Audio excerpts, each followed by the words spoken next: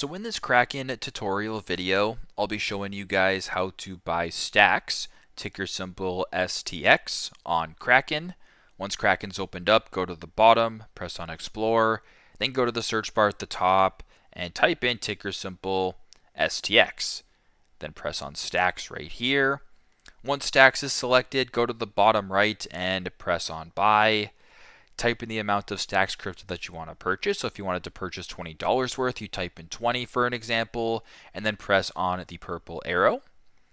Once you're on this page, you can review the amount, the price, the fee, the total, as well as the payment method. And if all looks good to you, go to the bottom, press on the purple confirm button to proceed with your transaction. So that is how to buy stacks, ticker symbol STX on Kraken. Thanks again for watching, and I hope this video helps.